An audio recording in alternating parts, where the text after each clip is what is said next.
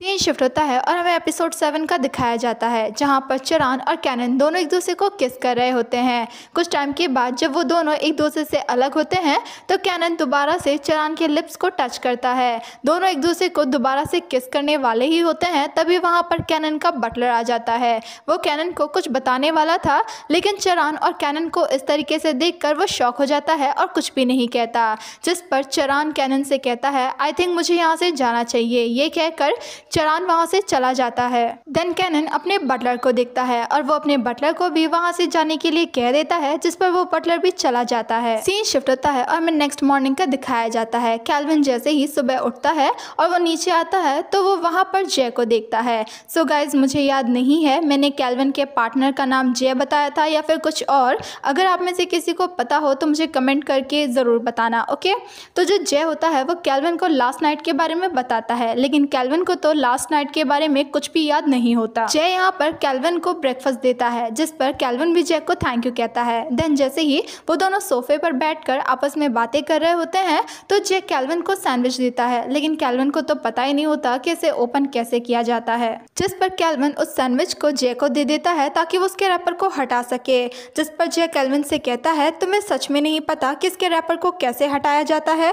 Then जय उस sandwich के रैपर को हटाकर उसे कैल्विन को दे देता है खाने के लिए। यहाँ पर जय को पता नहीं होता कि कैल्विन एक प्रिंस है। उसे लग रहा था कैल्विन एक ऑर्डिनरी पर्सन है। देन वो दोनों साथ में ब्रेकफास्ट करने के लिए बैठते हैं, जहाँ पर फूड बहुत ही ज़्यादा स्पाइसी होता है, जिसकी वजह से कैल्विन को मिर्ची लग रही होती है, लेकिन कैल्विन कुछ भी नहीं कहता।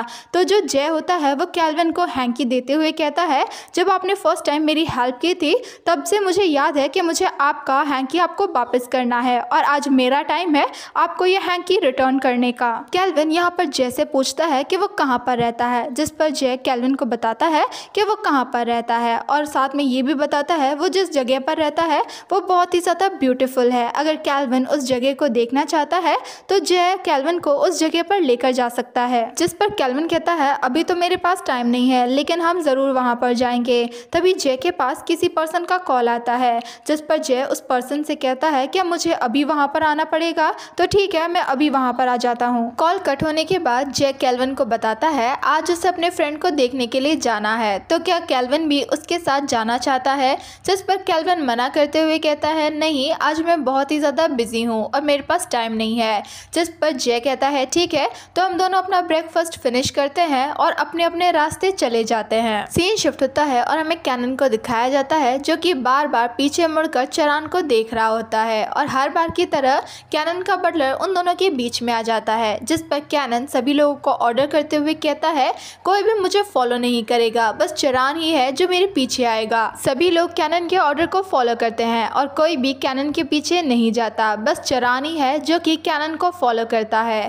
देन जैसे ही वो दोनों किसी रूम में आते हैं तो चरान कैनन से कहता है कि आपको कुछ चाहिए। तभी कैनन अचानक से पीछे मुड़ता है और चरान को हक कर लेता है और बस उसी को ही देखे जा रहा होता है, और यहाँ पर चरान थोड़ा सा नर्वस फील करता है। कैनन चरान से कहता है उसे कल रात के बारे में बात करनी है, जिसे सुनकर चरान थोड़ा सा घबराने लगता है। आखिर कैनन उससे क्या बात करना चाहता है। तभी कैनन कहता है, तुम्हें क्या लगता है कल रात हम पर किसने अटैक करवाया होगा? कैनन और चरान दोनों मिलकर प्रेडिक्ट करने लगते हैं कि आखिर वो कौन हो सकता है जिसने लास्ट नाइट उन लोगों पर अटैक करवाया होगा। चरान जब अकेले में कहीं जा रहा होता है तभी उसके पास उसके फ्रेंड का मैसेज आता है, जो कि चरान को बताता है कि क्या कुछ हो रहा है। जिस पर चरान कहता है, जो कुछ भी हो रहा हो, लेकिन तुम उन लोगों पर अच्छे से नजर रखो। दूसरी तरफ किंग का जो बटलर होता है वो किंग को लास्ट नाइट के बारे में सब कुछ बताने लगता है कि आखिर कैनन के साथ क्या क्या हुआ है, और इस वजह से कैनन को काफी ज्यादा फेम भी मिल रहा है और लोग उसे बहुत ही ज्यादा पसंद भी कर रहे हैं। जिस पर किंग कहते हैं, ठीक है, तुम यहाँ से जाओ और चरान को मेरे पास लेकर आओ। सीन शिफ्ट होता है। किंग चरान को बहुत ही ज्यादा डांट रहे होते हैं कि लास्ट नाइट जो कुछ भी हुआ है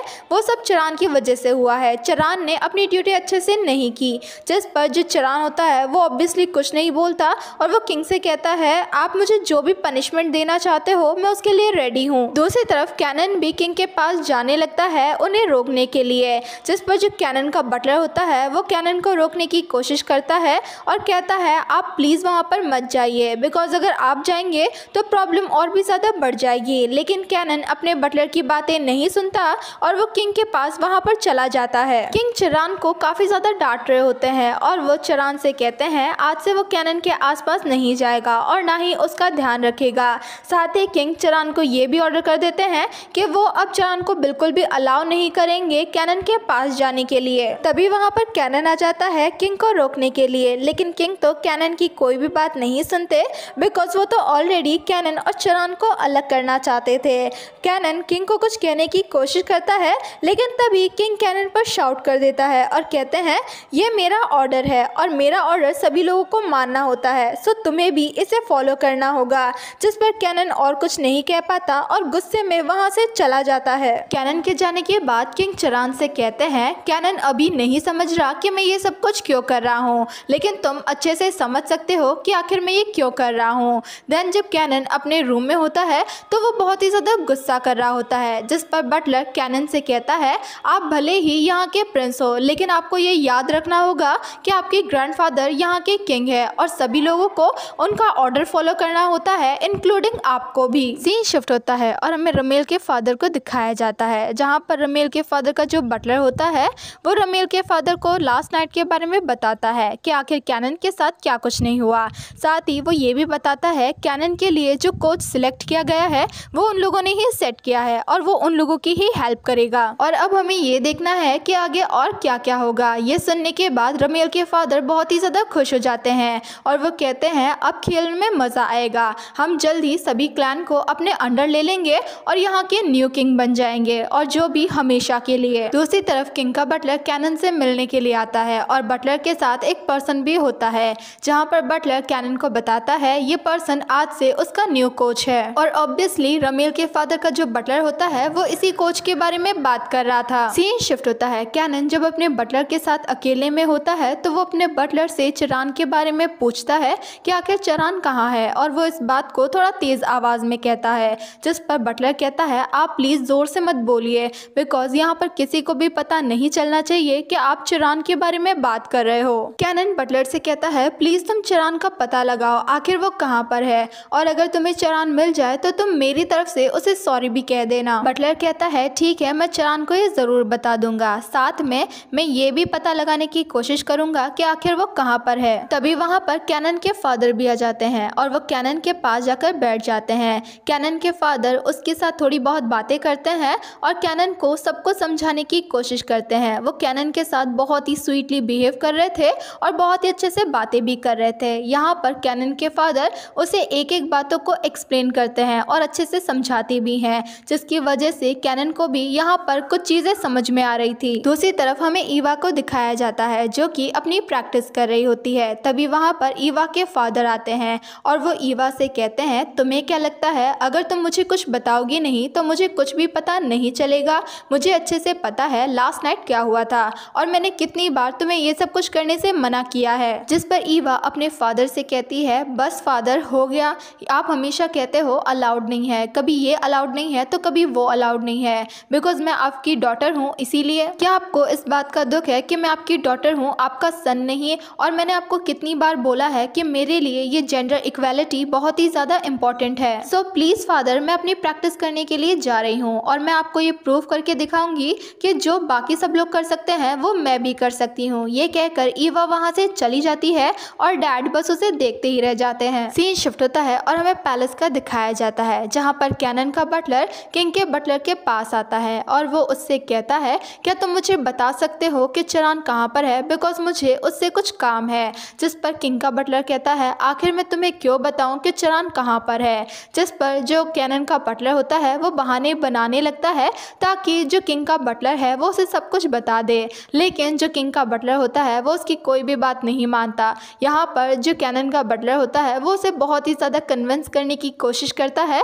लेकिन जो किंग का बटलर है वो कहाँ कुछ सुनने वाला था और वो साफ साफ कह देता है कि मेरा टाइम खत्म हो चुका है इसीलिए मैं जा रहा हूँ। और किंग का बटलर वैरून वहाँ से चला जाता है। अब इस वजह से कैनन का बटलर बहुत ही ज़्यादा अपसेट हो जाता है। तभी उसकी नज़र एक गार्ड पर जाती है जो कि कहीं पर जा रहा होता है। तो कैनन का बटलर उस गार्ड से पूछता है आखिर तुम इसे कहाँ पर लेकर जा रहे हो। जिस पर उस गार्ड को समझ में नहीं आता कि आखिर वो उसे क्या कहे। जिस पर वो गार्ड कह देता है कि मैं एक किंग के बटलर वैरून के लिए लेकर जा रहा हूँ। जिस पर जो बटलर होता है वो भी कहता है ठीक है तो तुम इसे लेकर जाओ। यहाँ पर कैनन के बटलर को समझ में आ गया था कि वो गार्ड किसी और के पास नहीं बल्कि चरान के पास जा रहा है, जिस पर बटलर भी उस गार्ड का पीछा करने लगता है। वो पीछा करते करते एक जगह पर आता है और वहाँ पर वो चरान को ढूंढने की कोशिश करने लगता है, लेकिन तभी उससे पीछे से आवाज़ आती है और वो कोई और नहीं चरान होता है। चरान उस बटलर से कहता है, चकली तुम यहाँ पर क्या कर रहे हो? बटलर जब पीछे मुड़कर चरान को देखता है तो वो काफ़ी रिलीफ फील करता है और वो चरान को बताता है,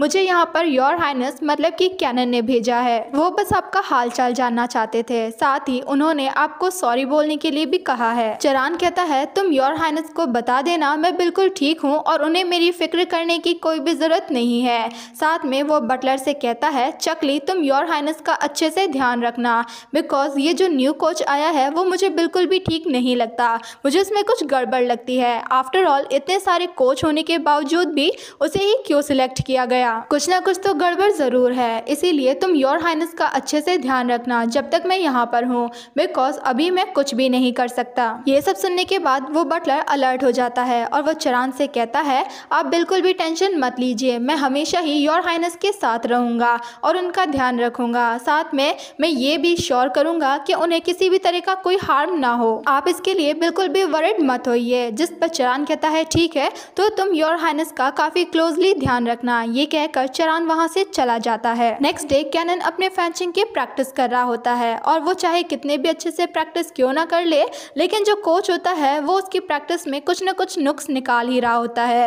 वो कहता है, कभी आपका ये अच्छा नहीं है, कभी आपका वो अच्छा नहीं है, आपकी स्पीड अच्छी नहीं है और भी बहुत कुछ। इन सब की वजह से कैनन को उस कोच पे बहुत ही ज़्यादा गुस्सा आता है और वो गुस्से से उस कोच को देख रहा होता है, लेकिन कैनन से ज़्यादा यहाँ पर कोई और भी गुस्सा हो रहा होता है और वो होता है कैनन का बटलर। और वो बटलर कैनन से भी ज़्यादा गुस्से में उस कोच को देख रहा होता है। नाइट के टाइम पे कैनन के पैरों में बहुत ही ज़्यादा दर्द होने लगता है। अभी वहाँ पर कैनन का बटलर आता है और वो कैनन से कहता है, आप ठीक तो है ना, बिकॉज आपने आज बहुत ही ज़्यादा मेहनत की है। साथ ही वो कैनन को चरान के बारे में भी बताता है, मुझे फाइनली पता चल गया है कि चरान कहाँ पर है। अब ये सुनकर तो कैनन को बहुत ही ज़्यादा रिलीफ फील होता है, लेकिन फिर भी वो कहता है कि उसे भी चरान से मिलना है, जिस पर वो बटलर साफ साफ मना कर देता है और कहता है, आप उससे मिलने के लिए नहीं जा सकते, लेकिन मैं आपको बस ये बता सकता हूँ चरान जहाँ पर भी है वो बिल्कुल सेफ है और चरान को भी आपकी टेंशन है, वो बस ये चाहता है कि आप अपनी प्रैक्टिस पर फोकस करो और सब कुछ अच्छे से हो। अब ये सुनकर कैनन थोड़ा सा अपसेट तो होता है, लेकिन वो चरान की सेफ्टी के लिए मान जाता है और कहता है, ठीक है मैं उससे नहीं मिलूंगा। नेक्स्ट डे कैनन जब अपनी आर्चरी की प्रैक्टिस कर रहा होता है तो वो चाहे कितने भी अच्छे से प्रैक्टिस क्यों ना कर ले,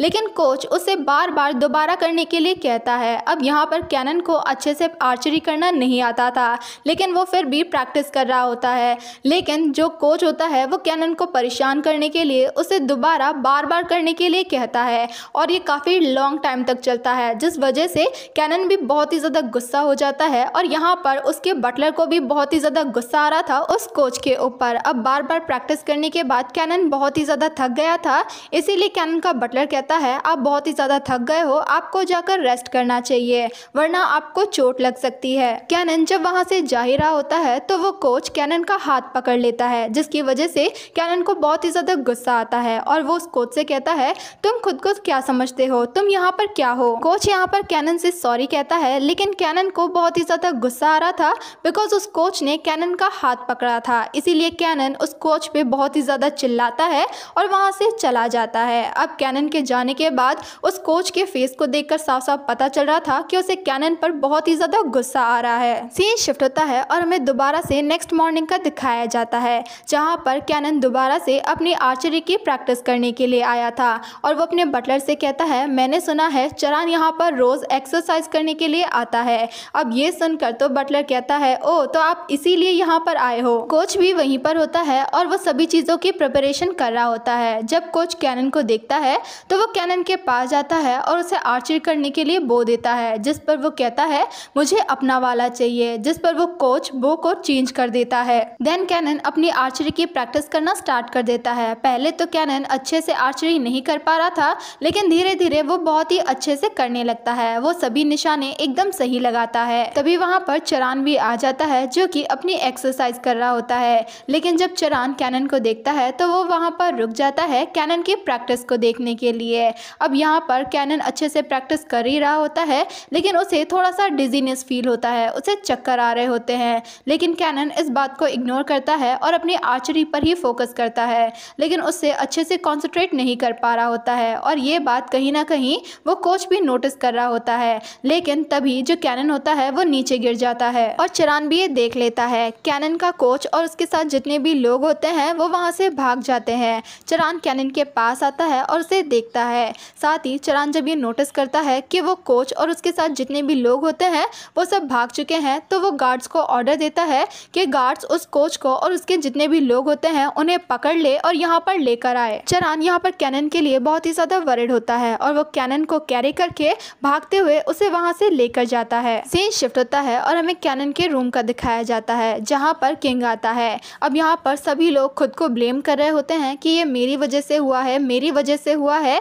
लेकिन तभी किंग कहता है चाहे ये किसी की भी वजह से हुआ हो, लेकिन जो कुछ भी हुआ है वो बिल्कुल भी अच्छा नहीं हुआ। किंग चरान की तरफ देखता है और उसे कैनन की दोबारा से सारी रिस्पॉन्सिबिलिटी दे देता है। किंग चरान से कहता है अब से चरान कैनन की प्रैक्टिस और बाकी सभी चीज़ों का ध्यान रखेगा। किंग चरान की जितनी भी पनिशमेंट होती है उसे भी खत्म कर देता है और कहता है अब से चरान दोबारा से कैनन का ध्यान रखेगा। अब चरान यहाँ पर बहुत ही ज़्यादा लॉयल पर्सन था, तो वो किंग के कमांड को ईजिली एक्सेप्ट कर लेता है। किंग यहाँ पर कहता है जो कुछ भी हुआ है मुझे जानना है कि उन सब के पीछे किसका हाथ था, और किंग चरान को इन सब की इन्वेस्टिगेशन करने के लिए कह देता है। चरान जेल में आता है जहाँ पर उस कोच को रखा गया था। चरान उस कोच के पास जाता है और उससे पूछता है कि उसे ये सब कुछ किसने करने के लिए कहा था, लेकिन ऑब्वियसली वो कोच कुछ भी नहीं कहता। कोच बताता है उसे कुछ भी नहीं पता। चरान बार बार उस कोच से पूछने की कोशिश करता है, लेकिन फिर भी वो कोच अपना मुंह नहीं खोलता, जिस पर चरान वहां से चला जाता है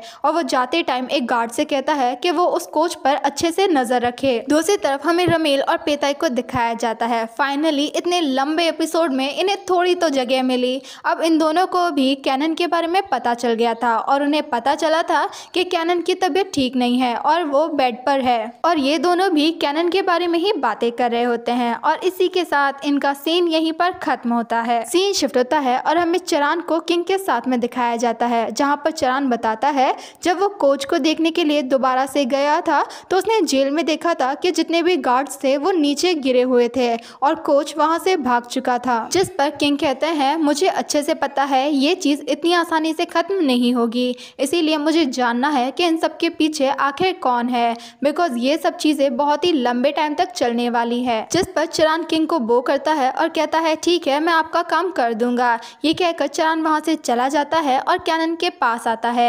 अब कैनन को काफी दिन हो गए थे और उसे अभी तक होश नहीं आया था, यहाँ तक कि कैनन की तबीयत भी ठीक नहीं थी, बिकॉज उस कोच ने ऑलरेडी कैनन को पॉइजन दे दिया था। यहाँ पर चरान कैनन के लिए बहुत ही ज्यादा वरिड होता है। साथ ही कैनन का जो बटलर होता है वो भी कैनन के लिए बहुत ही टेंशन कर रहा था। अब चरान दिन रात कैनन के साथ रहता है, उसका ध्यान रखता है और वो बस यही प्रे करता है कि जल्दी से जल्दी कैनन को होश आ जाए। चरान हमेशा ही कैनन के हाथ को पकड़ कर रखता है। काफी दिन बीत जाते हैं और फाइनली एक मॉर्निंग को कैनन को होश आ ही जाता है। कैनन का बटलर जब ये देखता है तो वो कैनन के पास जाता है और उसे बैठने में हेल्प करता है। साथ ही वो कैनन से कहता है आप ठीक तो है ना। बटलर कैनन को पानी की बोतल देता है और वो साथ में कैनन को ये भी बताता है इतने टाइम तक चरान ने ही कैनन का ध्यान रखा है और किंग ने भी बोल दिया है कि अब से चरान ही कैनन का कोच रहेगा और दोबारा से चरान ही कैनन के आगे पीछे घूमता रहेगा। अब ये सुनकर ऑब्वियसली कैनन बहुत ही ज्यादा खुश होता है,